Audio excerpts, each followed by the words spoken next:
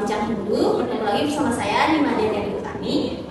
Pada pagi hari ini saya kedatangan narasumber cantik, yaitu Mbok Esti Yuliandari yang akan membawakan pembahasan materi tentang makna dari Hari Raya Saraswati. Oke, kita lanjut saja pembahasan dari Mbok Esti Yuliandari, mahasiswa semester 5 Ilmu Komunikasi dan Hindu, Institut Agama Hindu Negeri Kediri Jakarta. Terima kasih atas waktunya yang telah diberikan. Jadi di sini saya akan menjelaskan mengenai makna Hari Raya Saraswati dan juga arti dari atribut dari Dewi Saraswati. Dari perayaan Hari Raya Saraswati sendiri itu berasal dari, sebenarnya Saraswati berasal dari dua kata, yaitu Saras yang artinya mengalir dan juga Wati yang artinya memiliki. Jadi Saraswati berarti mengalir di dalam kehidupan.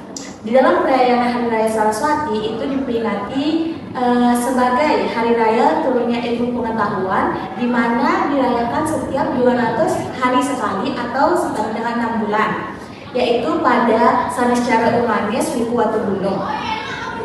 Di dalam perayaan Hari Raya Saraswati ini umat Hindu, khususnya para pelajar mahasiswa, melakukan persembahyangan, di mana nanti buku-buku yang mereka gunakan untuk belajar itu dijadikan satu, ditumpuk, kemudian di atasnya diberikan lantern. Kemudian untuk atribut Dewi Saraswati sendiri, seperti yang kita ketahui, Dewi Saraswati divisualisasikan sebagai dewi yang sangat cantik, di mana dalam arti yang pertama, wanita yang sangat cantik ini memiliki arti yang menarik, di mana ilmu pengetahuan itu sangat menarik untuk dipelajari. Sehingga ketika kita memiliki rasa ingin tahu yang lebih besar, pasti kita akan mencari terus-menerus jawaban dari hal tersebut. Ketika kita sudah mendapatkannya, itu akan menjadi daya tarik kita sendiri untuk terus mempelajarinya. Kemudian yang kedua ada genitri. Genitri sendiri biasanya orang awam menyebutnya sebagai tasbih, di mana genitri berfungsi sebagai alat pemandu dalam melakukan japa mantra. Japa mantra sendiri adalah pengucapan doa yang berulang-ulang. Ini dimaknakan dalam ilmu pengetahuan itu tidak akan pernah habis atau putus-putus untuk dipelajari. Ilmu pengetahuan juga harus terus-menerus dipelajari, maupun dari kita kecil hingga kita tua nanti. Kemudian yang ketiga ada wina. Wina merupakan alat musik yang disimbolkan sebagai nada kehidupan. Jadi ilmu pengetahuan itu diibaratkan sebagai alat musik, di mana ketika kita mendengarkan musik kita akan senang. Dan yang keempat itu ada lontar.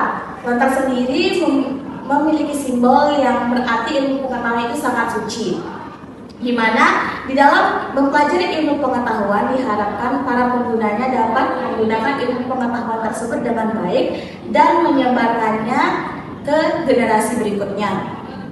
Kemudian yang kelima ada teratai. Teratai sendiri seperti yang kita ketahui, teratai memiliki keunikan, di mana teratai ini dapat hidup di 3 alam, di mana akarnya hidup di lumpur, batang dan daunnya di air, kemudian bunganya muncul ke permukaan atau udara.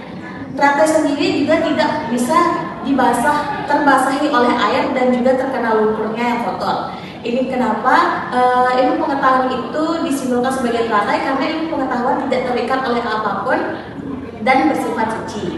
Kemudian ada angsa. Angsa yang kita ketahui, angsa itu memiliki keunikan dalam memilah makanan ketika berada di lumpur. Nah, keunikan tersebut membuat angsa digunakan sebagai simbol kebijaksanaan, di mana orang-orang yang berilmu pengetahuan itu bisa menggunakan mereka atau bagaimana cara mereka membedakan mana baik dan buruk. Kemudian yang terakhir ada burung merak. Burung merak sendiri bermakna sebagai simbol kewibawaan, di mana ketika burung merak memekarkan ekornya, warna dari burung merak yang cantik itu akan terlihat dan akan memperlihatkan wibawa dari burung merak tersebut. Itu kenapa ketika seseorang memiliki ilmu pengetahuan itu akan terlihat lebih berwibawa. Kiranya seperti itu penjelasan dari saya kembalikan ke Presiden. Baik, terima kasih. Di sini saya akan sedikit bertanya tentang apakah pada perayaan Hari Raya Saraswati kita itu boleh belajar atau tidak? Saya akan menjawab pertanyaan dari peserta.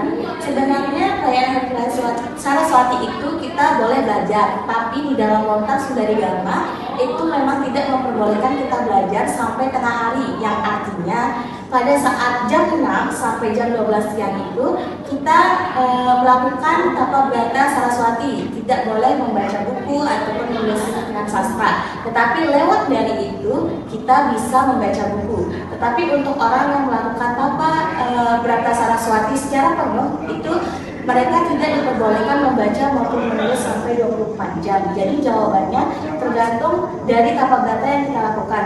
Jika kita melakukan tapa brata yang penuh, maka kita 24 jam tidak boleh menulis ataupun membaca. Baik, terima kasih Bu Esti. Di sini saya bisa menarik kesimpulan bahwa pada hari perayaan Saraswati merupakan penurunnya ilmu pengetahuan dan maknanya itu sangat berpengaruh pada kehidupan kita. Mungkin segitu saja pada bincang pagi hari ini. Saya tutup dengan Para Sakti. Om Santi Santi Santi.